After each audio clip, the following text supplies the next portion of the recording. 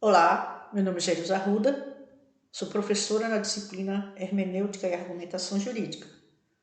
O tema de nossa aula hoje será a metodologia do direito e a hermenêutica filosófica. Iremos fazer algumas reflexões sobre a transformação da virada hermenêutica, a partir da contribuição de Hans G. Gadamer, na sua obra Verdade e Método.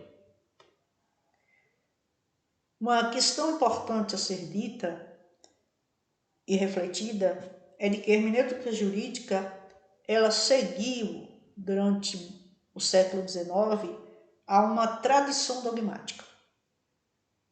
Nós temos a hermenêutica enquanto um processo metodológico.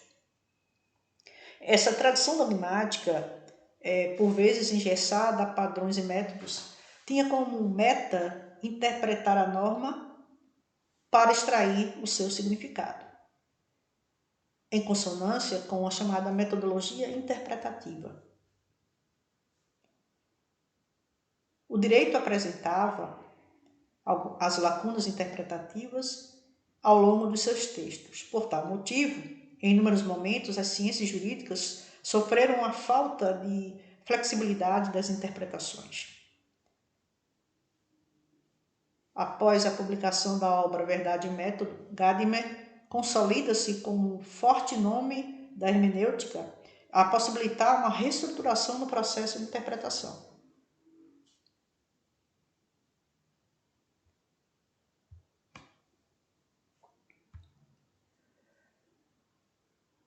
Gadamer foi um importante filósofo alemão no século XX, e embora tenha se dedicado ao estudo da história, da filosofia e dos pensadores gregos, ele marcou profundamente o pensamento ocidental na sua obra-prima, Verdade e Método, publicada em 1960, na qual o autor desenvolve uma hermenêutica filosófica. Antes de Gadamer, há necessário fazermos uma referência aos métodos interpretativos de alguns hermeneutas. Descartes, por exemplo, para ele, a importância da teoria deste autor, Descartes, consiste na quebra de um paradigma antigo, difundido principalmente pela tradição da Igreja cristã, onde a interpretação estava baseada em padrões vulgares, ou seja, sem qualquer embasamento científico.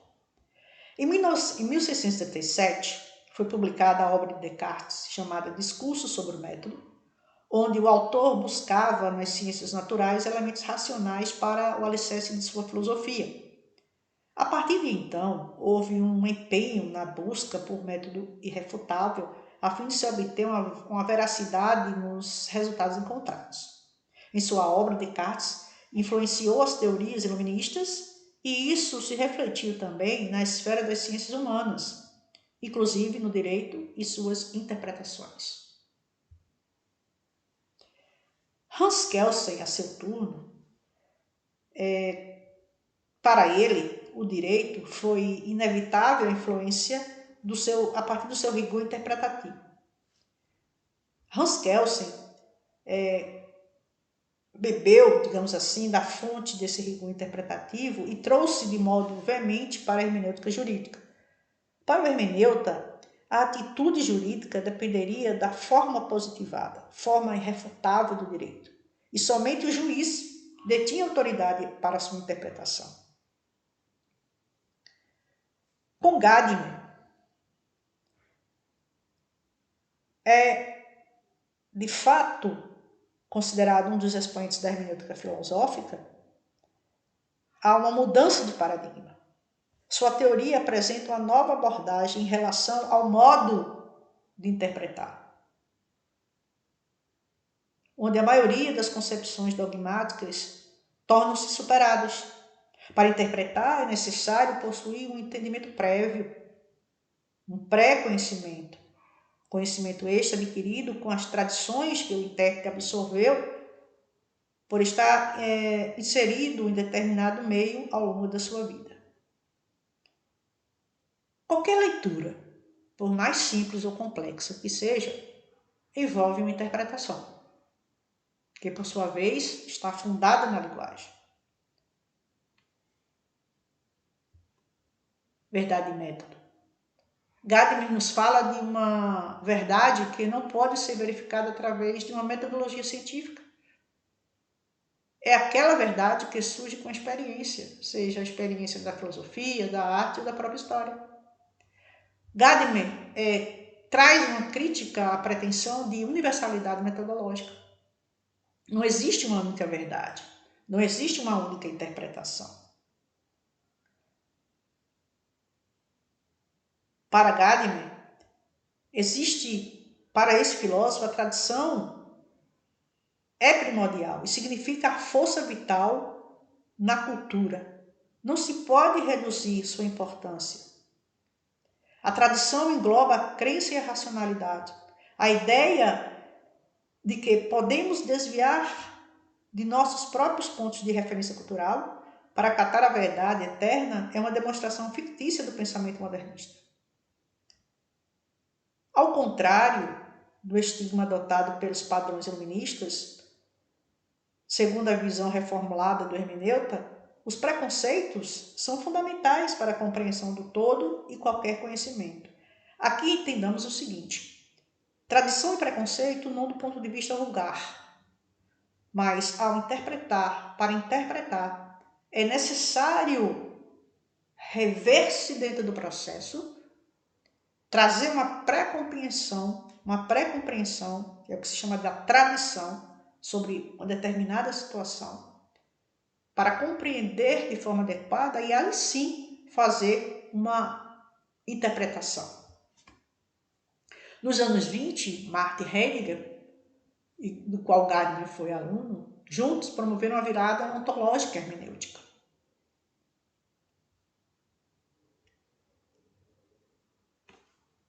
Deixa de ser uma mera ajuda metodológica ou didática para as disciplinas e passa a se referir de uma forma mais ampla à vida humana como um todo.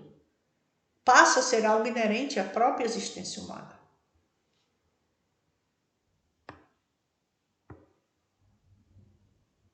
Desse modo, interpretação do direito é chamada uma virada linguística. Da metodologia do direito do século XIX, onde o processo de interpretação era restrito, cabendo ao juiz tão somente aplicar o direito ao caso concreto, ou seja, o protagonismo estava para o legislador. Essa metodologia hermenêutica criava cânones, ou seja, métodos, como o método gramatical, teleológico, histórico, na hermenêutica tradicional. Interpretar e aplicar direito eram entendidos como momentos distintos. Essas ideias eram defendidas por quase todos os autores do século XIX, dentre eles Savigny, Hierg e Montesquieu. A verdade e método de Gadamer, nessa etapa de estudo, o autor defende que a verdade não pode ser capturada dentro de uma estrutura meramente teórica. Por isso, distancia-se do caráter experimental. A experiência para Gadamer é a qualidade da pessoa não dogmática, se abrir para diversas possibilidades. Então, essa grande virada é uma virada linguística. A hermenêutica filosófica do século XX, principalmente pós-Segunda Guerra Mundial. Para Gadamer, a interpretação é controlada por métodos de interpretação. Não é controlada por métodos de interpretação. Para ele, toda a interpretação é marcada por um círculo hermenêutico, que pressupõe uma pré-compreensão. No Brasil, podemos dizer que um dos autores mais influenciados por essa teoria de Gadamer é o professor Lênin Streck. E nos Estados Unidos, Ronald Dworkin. Aqui, Na hermenêutica filosófica, o protagonismo da interpretação agora é do judiciário.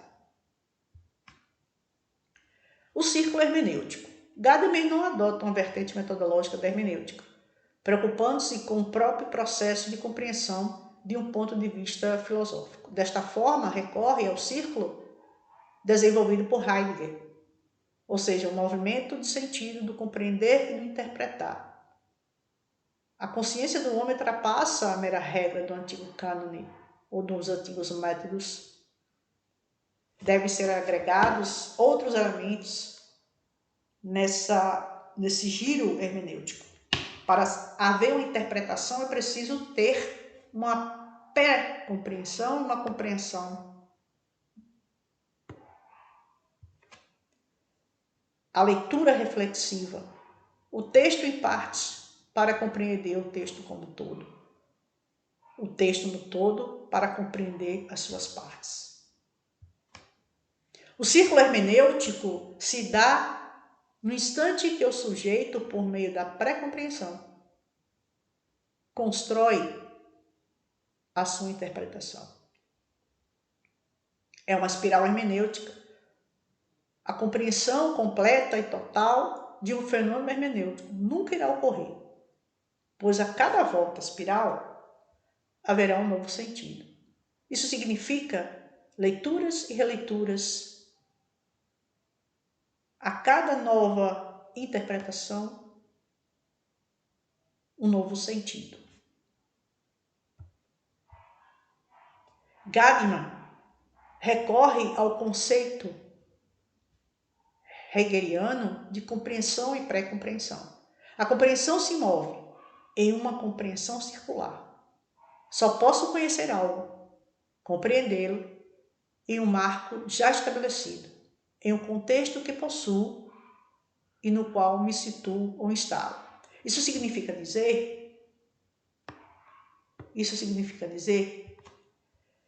que para interpretar um texto é necessário entender e compreender um texto como um modo de contribuir até mesmo à autocompreensão do próprio indivíduo. Entender e compreender um texto é um modo de contribuir até mesmo à autocompreensão do próprio indivíduo. Na sequência, eu trago duas questões. Trago aqui duas questões para que vocês leiam e façam a sua interpretação. A primeira delas é do poema Canção do Exílio. No poema Canção do Exílio, de Gonçalves Dias, qual o sentido do advérbio aqui e lá?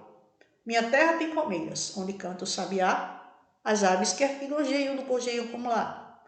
Nosso céu tem mais estrelas, nossas vidas, nossas vases têm mais flores, nossos bosques têm mais vida, nossa vida mais amores.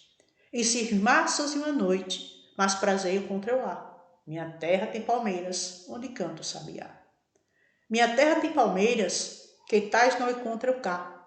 E cismar sozinho à noite, mas prazeio contra eu lá. Minha terra tem palmeiras, onde canta o sabiá. Não permita Deus que eu morra, sem que eu volte para lá, sem que desfrute os primores que não encontro por cá, sem que dá à vista as palmeiras, onde canta o sabiá. Então, analise esse texto do poema Canção do Exílio e qual o sentido do advérbio aqui e lá. Por fim, trago para a avaliação dos senhores o caput do artigo 5º da Constituição Federal. Todos são iguais perante a lei, sem distinção de qualquer natureza, garantindo-se aos brasileiros e aos estrangeiros residentes no país a inviolabilidade do direito à vida, à liberdade, à igualdade, à segurança e à propriedade nos termos seguintes. Qual a sua interpretação sobre esse texto? Até mais, nos encontramos na próxima aula.